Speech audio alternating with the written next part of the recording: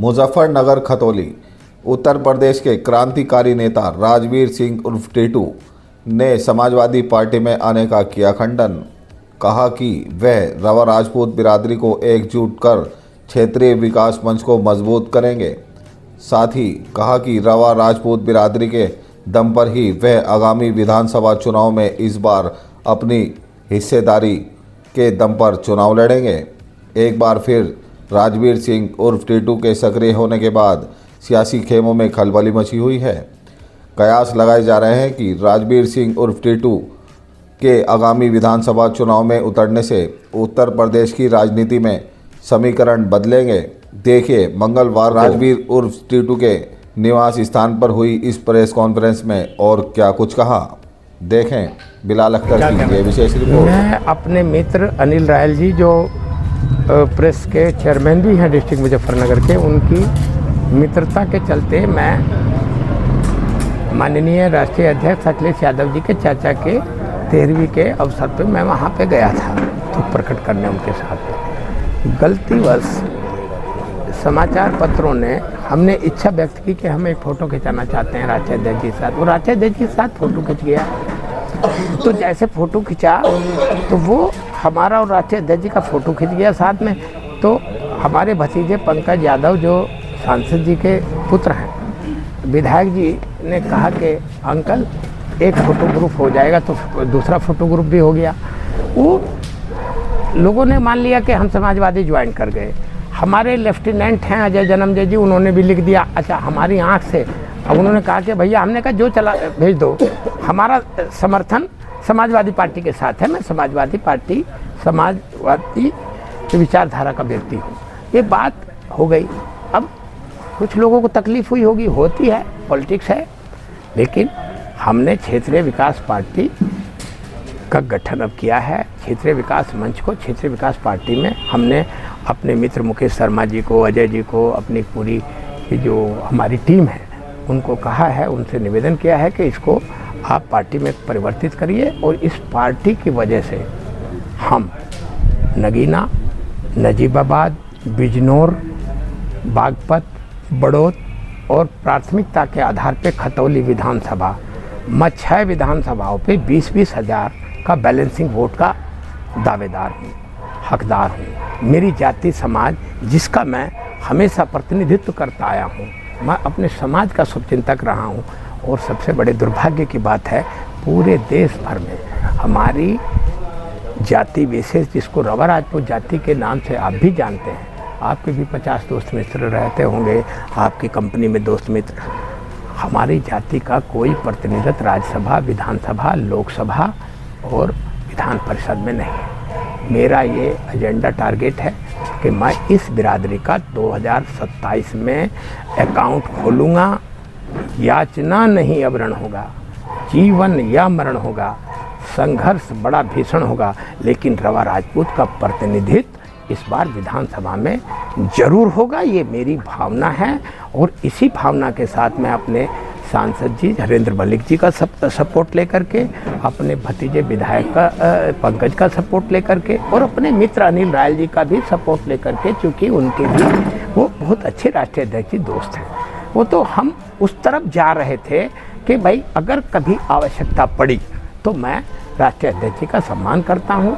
उनके पिताजी धरती पुत्र मुलायम सिंह के वो पुत्र हैं और निश्चित रूप से वो किसानों के शुभचिंतक हैं, किसानों की बात करते हैं। गन्ने का दाम सबसे ज़्यादा उनके राज में बढ़ा, तो इस भावना का मैं व्यक्ति हूँ और इस क्षेत्र के लिए मैं कुछ करना चाहता हूँ।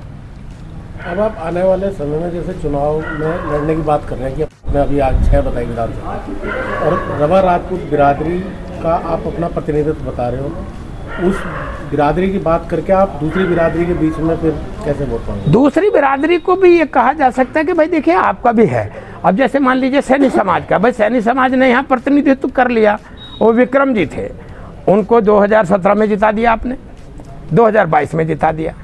अब और जाकर के अंड-बंड बोलना शुरू कर देंगे अदालत में, बिना मतलब की बात करेंगे और आधारहीन बात करके बिना मतलब आप चुनाव को ले जाएंगे जनता में।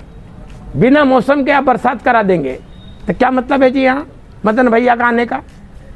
मदन भैया क्यों आए? अगर ये न चुनाव कराए होते तो मदन भैया का कोई औचित्य था? और जब आ ही गए और उनकी बेवकूफ़ी के कारण चुनाव में जनता को जाना पड़ा, तो निश्चित रूप से इसकी भरपाई ये क्षेत्रीय विकास मंच, ये रवा राजपूत समाज करेगा। मुख्य मुकाबला किस राजनीतिक दल से लेके चलेंगे? मुख्य मुकाबला तो सबसे बड़ा, अब ये को साहब, ये तो भारतीय जनता पार्टी से कैसे होता है? भारतीय जनता पार्टी का, भारतीय जनता पार्टी में 91 में मेरे पीछे लेके घूम रहे थे ये फूल। अमरपाल जी वहाँ के सांसद थे कि साहब आप हमारे दल से लड़ लीजिए। हमने कहा मैं मर सकता हूँ पर मैं फूल से नहीं लड़ूंगा, मैं सेकुलर हूँ, मैं नहीं लड़ सकता। हमने इंडिपेंडेंट बरनावा विधानसभा से चुनाव फाइट किया, लेकिन मैं भारतीय जनता पार्टी में नहीं गया। तो भारतीय जनता पार्टी, जिससे बात कर लो कि भारतीय जनता पार्टी, और क्या भारतीय जनता पार्टी का तो यहाँ बीज नहीं है। 2012 में पहला चुनाव हुआ परिसीमन के बाद, इस विधानसभा को मैंने परिसीमन करा करके जो जाट जाति समुदाय का एक विशेष वर्ग का वोट था उसको कटिंग करा के, काट के, छांट के ऐसी विधानसभा बढ़ा दी। यहाँ से बंजारा लड़ा दीजिए आप, यहाँ नट नहीं है, यहाँ नट को लड़ा दीजिए, यहाँ किसी बिरादरी जाति के आदमी को लड़ा दीजिए, उसकी बात बराबर की होगी। ऐसी पूरे उत्तर प्रदेश में खतौली विधानसभा है। आपने जो पार्टी बनाई है, आने वाले समय में क्या रणनीति रहेगी और क्या मुद्दे रहेंगे? मुद्दे विकास के हैं, मुद्दे विकास के लिए अगर गोरखपुर में 50,000 करोड़ लगेगा तो 51,000 करोड़ खतौली में लगेगा।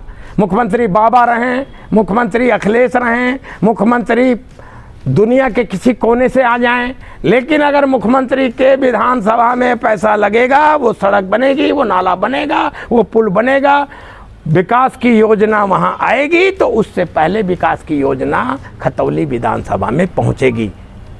इस भावना के साथ मैं रवा राजपूत संगठन, रवा राजपूत समन्वय समिति को लेकर के साथ चलूंगा और समाज के सारे वर्गों से मैं बात करूंगा कि भाई तुमने सबने रह लिया है, सब जाति समुदाय का जो है एक एक प्रतिनिधित्व करता है। अरे कम से कम अब इस रवा राजपूत समाज को भी आप मौका दीजिए, इसको भी नहीं। विगत महीने पहले आपने एक बात कही थी किसी कार्यक्रम में कि संजीव बालियान मुख्यमंत्री बनने चाहिए। संजीव बालियान विकास करता है, लेकिन संजीव बालियान नेता नहीं है।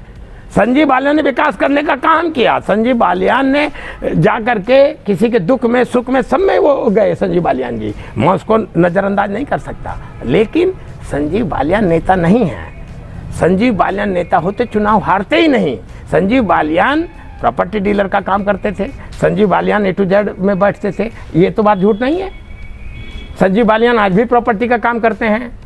आपको पता है जितने संजीव बालियान के चेला चपाले थे, जिसमें संजीव बालियान ने ललकारा है जमीन को और धर्मशाला को और मंदिर की जमीन को लेकर के, वो सब संजीव बालियान के ही ब्रांडेड थे, वो संजीव बालियान के ही गुर्गे थे। अब अगर मान लीजिए गुर्गे को आप ज्यादा दे देंगे हवा पानी, तो वो कल आप ही के करा था नहीं करा था? किसने समर्थन किया?